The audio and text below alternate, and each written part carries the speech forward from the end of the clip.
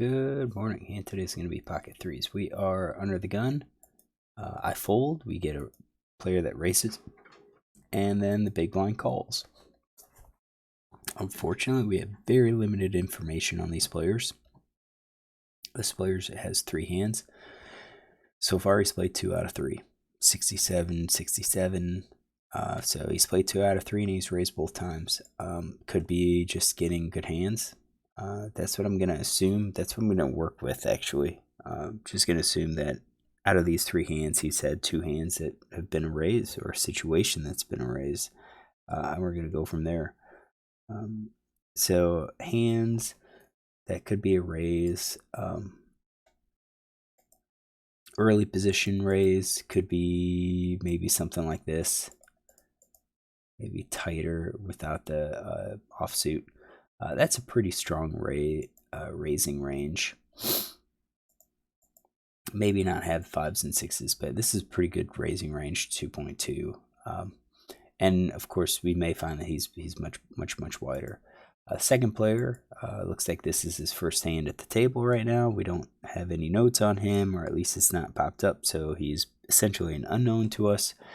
And he calls. So, he calls an early position player raise for stin range. So the question is, what do players do that with? Pocket pairs, definitely. Probably suited aces. And then it comes down to maybe it's suited Broadway. Maybe there's some suited connectors. We're at 13%. We could be conservative and narrow it down, really narrow it down, or we could just say, that this is going to be a range that he plays. He had one big blind out there. It's 1.2 to call. So I'm going to leave this range and go with it. Flop is Jack-9c9. It's rainbow.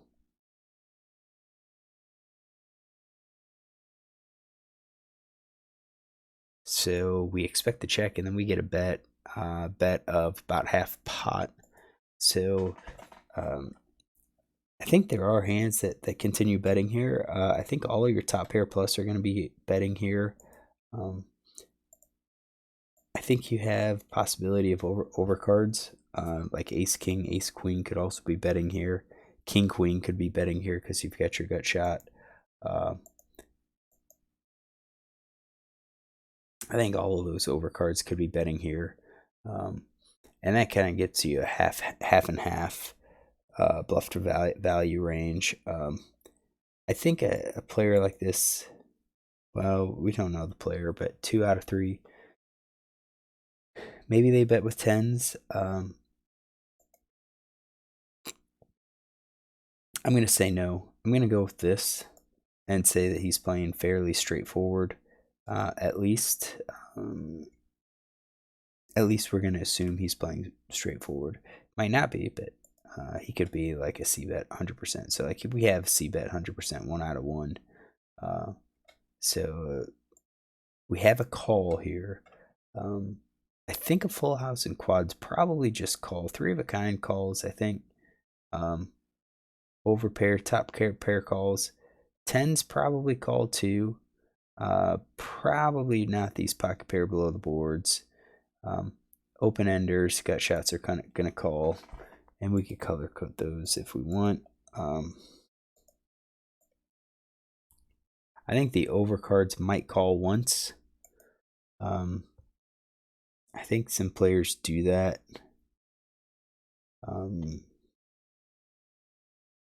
Just to see if they connect, and then they likely fold.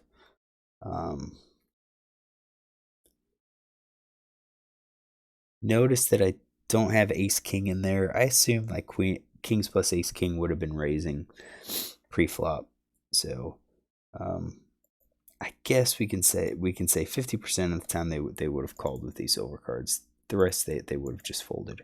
So we'll go with that range. 2 diamonds comes out on the turn, does not help either player. So I think here we get some narrowing of the range. So I think quads and full houses would have continued betting. So I think we know he probably doesn't have that. I think Three of a Kind continues betting as well.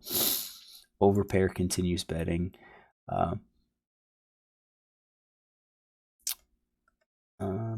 Overpair, yeah, I think would continue betting.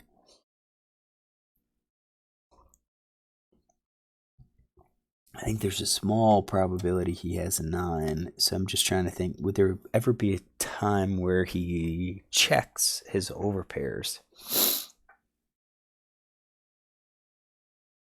And I'm wondering if GTO would suggest checking with the overpair here. And then also same thing with like checking with some of the top pairs. So that way when you check, you're not always checking just junk hands. You actually have some hands that have some showdown value here. I think typically players would bet those over pairs. I think typically they would have continued betting like Ace Jack and probably King Jack, but then Queen Jack and Jack 10 are probably just going to be checks. I think the flush draw would have continued betting. So I think we've got about 53%. So our hand has actually become weaker. This guy's hand has become weaker based on that check behind. And now we have Jack of Clubs. Villain 9 bets. I like this bet. I think you could be betting with a lot of different hands here. So full house quads. It's here. Basically bets the pot. So I'm sure there was some rake happening here. Villain has, let's see here. I think he would be betting quads in the full house. Possibly the overpair too. Maybe the bluff. Maybe. Is he good enough to do that? It is 25 NL. So maybe he bets ace high. I don't know. Ace high has some showdown value. So no, probably overpair is just going to be a check call. So yeah, quads full house probably. That's he raises, and then you get a call. All right, so at this point, it's possible he's got that Queen Jack Jack 10. I think that's what he would make the raise with, and probably that's about it. And then the call here, I think quads are out. I think quads would have just raised all the way, and the full house is probably just going to call here with the 9 and the jack. I think anything else, if he had the overpair or anything else like this betting out, I think he probably would have just folded them. So I think we're kind of looking at a jack. You know, either both players have a jack, or one player has a jack, one has a 9, or something like that. So he shows Jack 7, he shows Jack King. So I kind of thought Jack King would have been bet on the turn. So I had like Jack Queen, Jack 10. He had Jack 7. Jack 7's not in my opening range here. And that's good to know. So that kind of means that he's probably playing a lot wider than expected. Now we can take this guy's notes, but we can't do the other one because we don't know who's playing. So let's see here. Pre-flop, he RFI 2.2 big blind in under the gun, which would be basically EP2.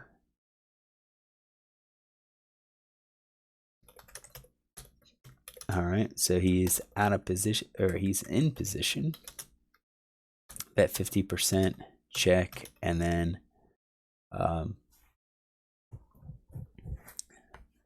let's go back to this bet. What was it? So that was about a pot. So then it would be 40, 50. So 30.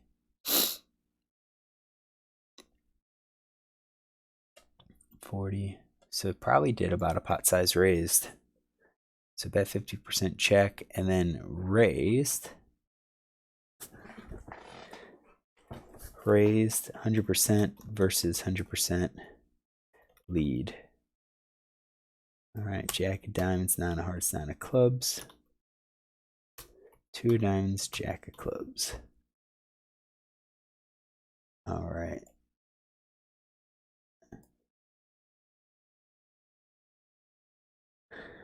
All right, so we obviously missed this guy's range, and I think if he had the Jack 7, he probably is playing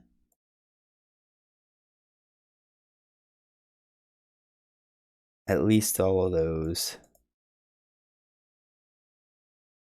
We're gonna give him the Queens plus as a raise.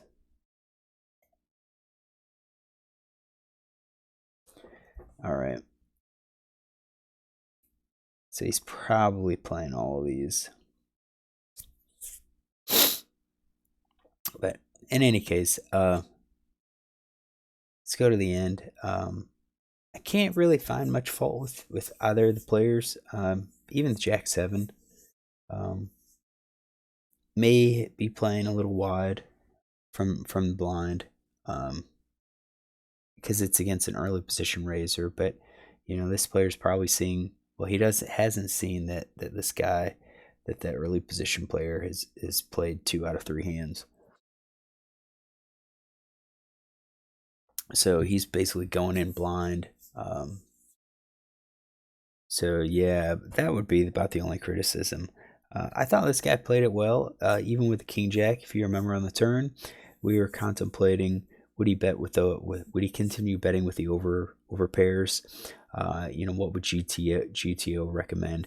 And my gut was that some of these over pairs, some of these top pairs are going to be a check now, because the 2 doesn't really help with anything. You kind of also have to consider that villain could have a Jack, villain could have a 9 at this point. I think we'd expected 9 to be check raising us. I think pocket jacks would be check raising us too, but with the Jack in our hand, we're blocking those pocket jacks. So once he bets on the flop and he calls, I don't think you're gonna be getting called a whole lot on the turn unless villain has a lot of good draws. So open enders probably. I think ace king, ace queen probably aren't calling, so they called about 50% of the time. At least that's what I said. Some of the time they're going to be calling just to call, hoping to catch that ace or that overcard. But they're not going to call a turn bet again, even though 2 doesn't really change much. Doesn't change the strength of the board or anything.